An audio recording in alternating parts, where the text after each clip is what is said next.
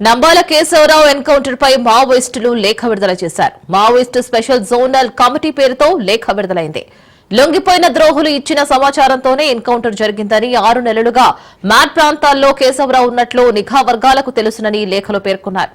కేశవరావు టీంలో ఉన్న 6 ఇటీవల లొంగిపోయారన్న మావోయిస్టులు వారిచ్చిన సమాచారంతోనే ఎన్కౌంటర్ చేశారని లేఖలో పేర్కొన్నారు.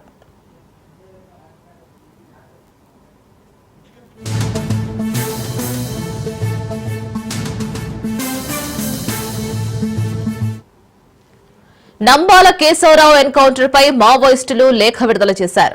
మావోయిస్టు స్పెషల్ జోనల్ కమిటీ పేరుతో లేఖ విడుదలైంది. లొంగిపోయిన ద్రోహులు ఇచ్చిన సమాచారంతోనే ఎన్కౌంటర్ జరిగిందని, 6 నెలలుగా మ్యాట్ ప్రాంతాల్లో కేశవరావు ఉన్నట్లు నిఘా వర్గాలకు తెలుసునని లేఖలో పేర్కొన్నారు. కేశవరావు టీంలో ఉన్న 6 ఇటీవల లొంగిపోయారు అన్న మావోయిస్టులు వారిచ్చిన సమాచారంతోనే ఎన్కౌంటర్ చేశారని లేఖలో పేర్కొన్నారు.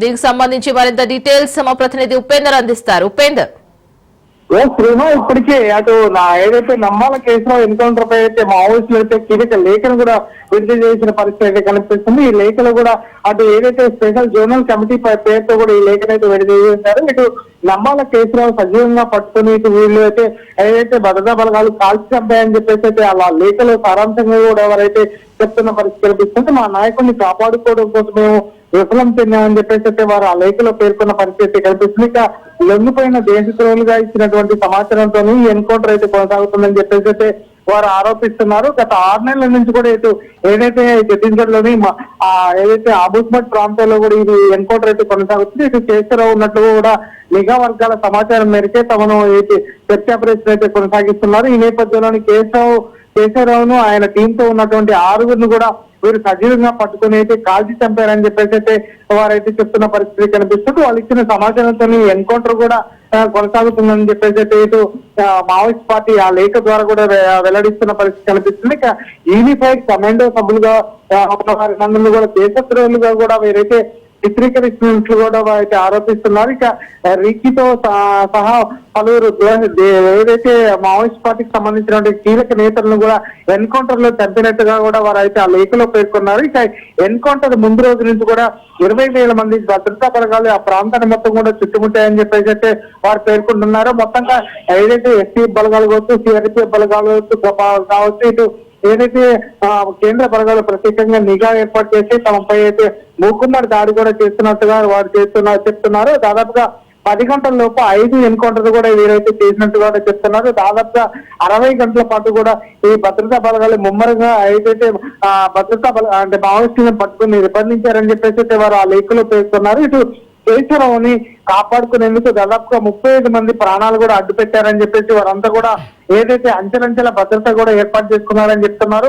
ఆ నేపథ్యంలోనే వారందరినీ సజీవంగా పట్టుకుని వారందరినీ కూడా కాల్చి చంపినట్టుగా కూడా వీరంతా చెప్తున్నారు. ఇప్పటికే అయితే ఎన్కౌంటర్లు 7 సురక్షితంగా కూడా బయటపడినట్టు కూడా వారైతే ఈ లేఖలో పేర్కొన్నారు. ఇప్పుడు వీరంతా కూడా ఇప్పటికే కాల్పులు విరమణ ప్రకటించి అటు ఏదైతే కాల్పులు జరపకుండా చూడాలని చెప్పేసి అటు భద్రతా బలగాలు సూచిస్తున్న నేపథ్యంలో ఇటు భద్రతా బలగాలు కూడా ఏదైతే 2026 మార్చి 31 మాత్రం ఇటు దేశంలోనూ ఇటు రాష్ట్రంలోనూ మావోయిస్ట్ రైతు ప్రాంతంగా తీర్చిదిద్దేందుకు కృషి చేస్తున్నామని చెప్పేసి అటు కేంద్ర హోంమంత్రి అమిత్ షా కావచ్చు, ఇటు Chhattisgarh CM Chhattisgarh home minister గా ఉన్నటువంటి విజయ్ శర్మ కూడా చెప్తున్న నేపథ్యంలో ఆ దిశగా కూడా భద్రతా బలగాలు అయితే ముందుకు సాగుతున్నాయి.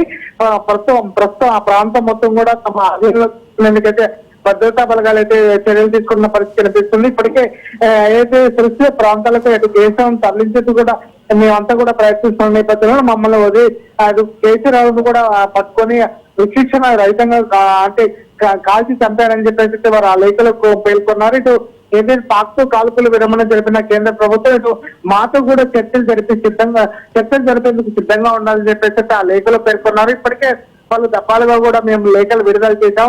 దానికి అటు రాష్ట్ర ప్రభుత్వం ఏదైతే ఛత్తీస్గఢ్ రాష్ట్ర ప్రభుత్వం కావచ్చు, అటు కేంద్ర ప్రభుత్వం కూడా స్పందించలేదు.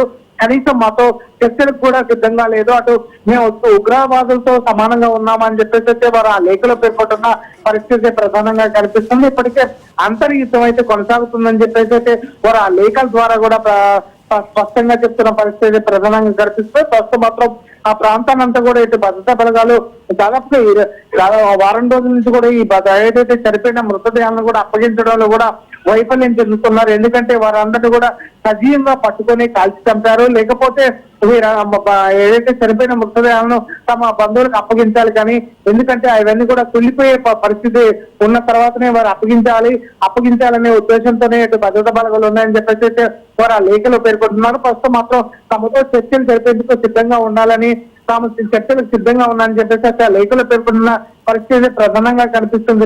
ప్రస్తుతం మాత్రం ఆ ప్రాంతం మొత్తం కూడా కొంత అంటే అల్లకొల్లంగా ఉన్న పరిస్థితి నేపథ్యంలోనే భద్రతా బలగాలు కూడా ఇటు వాతావరణ పరిస్థితుల నేపథ్యంలోనే ప్రస్తుతం ఆ ప్రాంతాన్ని అంతా కూడా కొంత వర్ష ప్రభావం కూడా అటు భద్రతా బలగాలకు ముందుకు వెళ్ళడానికి కొంత అంటే ఆటంకంగా ఏర్పడింది.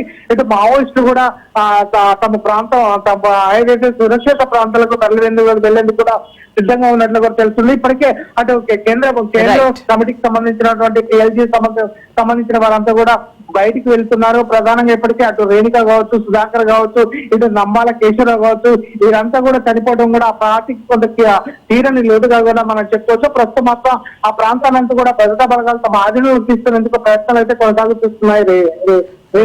Right Upender, thank you.